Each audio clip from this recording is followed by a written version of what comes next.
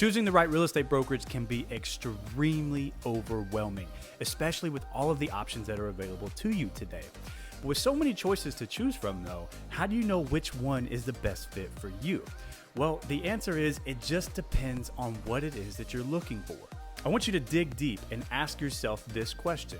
What is the most important thing to you in a brokerage that you choose? From the interviews that we conduct with agents that are wanting to partner with our company, I'll tell you some of the most common things that we hear from agents whenever we ask that question. Some agents say that community is the most important to them, culture is more important to them, or training is one at the top of their list, opportunities for growth is another one, or broker support is a big one that we hear quite often, and excellent communication within their brokerage. So let's dive deep and break some of those down, starting with one of the most important things, fresh out of school or even some veteran agents that may need a change in the business, and that is training. So does the brokerage that you are interested in interviewing or partnering with, what kind of training do they offer? Do they offer training that supports you where you are currently in your real estate journey, whether you're a new real estate agent or maybe you're a veteran agent looking to expand and grow your business a little bit more than you have been lately? What kind of training does that particular brokerage that you're interested in offer to you? Also, is there a cost for training? Now, most brokerages, I will say most brokerages, but there's a lot of brokerages out there that offer beginner level type training for free, and any advanced level training that you would like to receive from the said brokerage, most of the time they monetize that, unfortunately, and you do have to pay for some of those advanced level training materials. And that's one thing I love about Greystone Realty, and one of our biggest complaints when we were with a different brokerage in the past before we started this company was any advanced level training that we wanted, we had to pay out quite a bit of money. And one thing that we've changed here at our company is we do not monetize our agents at all. In fact, all of our training is free. Doesn't matter how the level of the course is, if it's a beginner level or if it's in a super high advanced level training course, we will never monetize our courses to our agents. Next up, we have support structures. So how quickly can you get broker support? And through what channels? Can you text your broker? Can you email your broker? Can you call your broker? And how fast can you get a response? Now, the answer varies from brokerage to brokerage. And of course, every brokerage is going to tell you right off the bat, of course, we have broker support. You can call us at any time or whatever. But how fast do they actually get back with you? There's some agents out there we've interviewed that they have texted their broker, they've called their broker, and then they don't get a response back from them for a week or two. And to us, that's kind of unacceptable. I feel like if a agent needs help with something, then you should be able to get an answer ASAP, within the hour, in my opinion. And not just calling the broker, but are there any other people that you can rely on and give them a call or give them a text message or shoot them a text message? Or is there anybody else that you can call if the broker is not available? Essentially, who else can you rely on at any given time besides just one person? Also, does the agent have access to maybe something like an on-demand platform that if they wanted to find answers to a question during after hours, of course, if it's 12 o'clock at night, no one's really going to answer the phone for you if you have a contract question. Is there something available to the agent that they can log on to in the middle of the night if they have questions, and they can get answers to those questions on an on-demand platform? Another thing that I do want to mention about support structures is what type of coaching or mentoring does this brokerage of interest have to offer to you as the agent? And one thing to pay attention to when it comes to coaching or mentoring is what kind of coaching do they offer?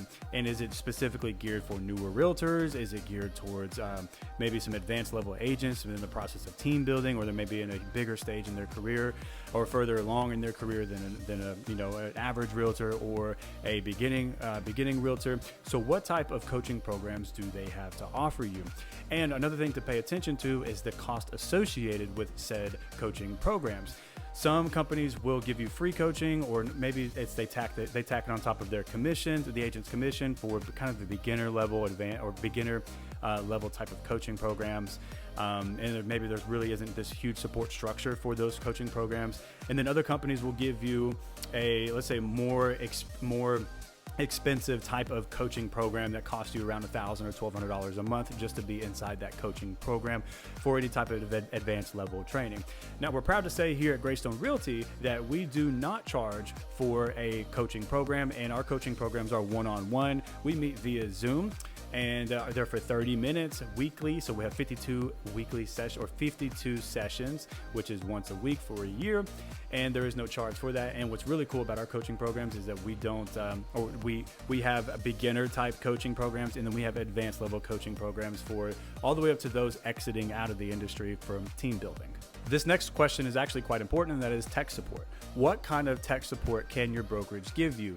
Yes, a lot of brokerages can give you the traditional tech support of, my email's not working, or hey, my website's down, or things like that. So they can definitely give you those types of tech support, but what kind of tech support beyond that can they give you? Which leads me into marketing and advertising support. Is the person that or the brokerage or company that you're wanting to partner with, how good are they at advertising and marketing support? Let's say if you want to run an ad on Google, you want to run an ad on YouTube, you want to run an ad on Facebook or Instagram, how good are they or comfortable are they with helping you get those systems and processes set up and established for you in order, so you can save money rather than hiring out a digital marketing agency who's just going to take 90% of your ad spend anyways. So how good is that brokerage actually at getting your stuff and helping you get set up and running on the marketing and advertising platforms? The next topic that we hear quite often whenever we interview agents is the opportunities for growth that may be available to them right now or later on during their time with the brokerage in the future. And when we say opportunities for growth, this can be a wide range or a very broad range topic, but let's start off with maybe some commission reward incentives. Like, is there any sort of incentive or reward for the growth that you do? Right? Is there anything that the company will give back to you for the more that you grow? So if you're producing 5, 10, 15, 20, $30 million a year in volume, what does the company do for you in return? Also, what about passive income streams? Passive income streams can be profit sharing or revenue sharing, something of the like nature, something that you can have for passive income, or what we call mailbox money. Does the company that you're partnering with offer any sort of programs like that available to you? You may not want, or there's a lot of agents who may not want to do something like that right away, but the toolbox is there for you to open should you ever want it. Now, one of the biggest questions we get is, what about support structures for team development within that opportunities for growth? Right? Do they have anything that can help you build out your team? Do they have anything or any support structures there for you that you can also utilize whenever you're growing your team? What kind of reward or what kind of incentives do they have for better retention rates whenever you're in the process of team building? What about leadership roles? Are there any leadership roles that you could take advantage of now or maybe in the future whenever you're with this company? This may not be that important to you, the viewer, whoever is watching this video, but some people want to be on staff one day. Some people want to take on a leadership role. Maybe it's coaching and training, maybe it's compliance, or what kind of role are available or would be available to you at a future date, if any? So now that we've broken down some of the three main things that we hear all the time whenever we interview agents and we ask them that question of what's the most important to them, I think now let's shift gears a little bit and talk about there's two different types of brokerages. There's two different types of brokerages. Right now we have there's a team model, right? A team model brokerage is basically you're joining someone's team as an employee or a commission-based 1099 contractor, but you're joining their team. It just so happens that that team is just a team model within a brokerage. Typically, this is more localized than anything. But you have a boss that you're going to report to, and the boss is typically the brokerage owner or quote unquote the team leader. So that would be a team-based model within the brokerage itself. Next up, we have the agent model. Now, the agent model is typically what you would see with some of the larger brands nowadays, like KW, EXP, Compass, Remax. A lot of those are agent models. We're an agent model as well. An agent model is essentially where it's your brand, it's your business. Everything that you're going to be doing in this industry is going to be under your name, like closings, all of your marketing and advertising, for example. You're having your own database. It is your brand, your business, and you run it how you seem fit. And then the brokerages can actually be broken down into two sub-brokerages or two subcategories in today's modern world. So, and the two most common that you'll see today are one, a brick and mortar, and two, a virtual company. Now, a brick and mortar, traditionally, agents would be tied down to a specific market area with their office, and any training that is held by the company will always pretty much be at that specific office location. Now, some agents prefer to go into the office for training, but the truth is most agents never show up to the office in the first place. And the second subcategory is a virtual brokerage. Now, a virtual brokerage, since since the COVID pandemic, virtual brokerages have pretty much only amplified since then. And in our opinion, like, this is the best way to go, but this allows the most flexibility for the agent. You know, training can be conducted online, on demand platforms if the brokerage is able to offer on demand training for the agent.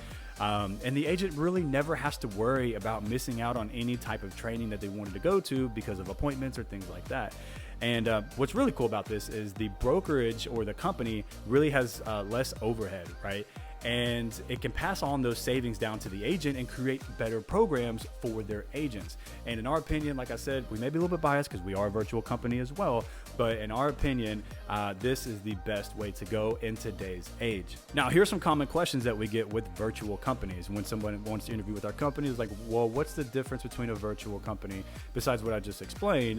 The key differences there, or the most common question that we will get is, where do I meet clients? Where do I meet clients if you're a virtual company and you don't have a brick and mortar location? And that is a valid question, actually. So let's break that down. So sellers are going to be listing appointments. If you're meeting with a seller, it's typically going to be conducted, or that appointment or the interview is going to be conducted at the seller's property or the listing or the listing's subject property, right? So you're not actually going to meet a seller at an office location. You would physically meet them at the property and hold the listing appointment. And then next, we have buyers. So buyers consultations are typically held via Zoom or a phone call. And once you've held that buyer's consultation, you get their needs, their wants, and their wishes. Then you pass them over to a lender to start that pre-approval process. And then agents will then begin showing their buyer's property that they were interested in the first place. Now, here's the most ironic part, actually, is most agents, even at brick and mortar locations, operate this way and almost never even meet a client at the office. I can tell you personally from experience, we came from a brick and mortar. I have only met one client at our office, at our previous office. I only met one client in my whole career at the office location one time, and every other way has been exactly what I just said, either listing appointments or at the seller's property. Buyer's consultations, I get them pre-approved with the lender, and then we start showing them property that they were interested in.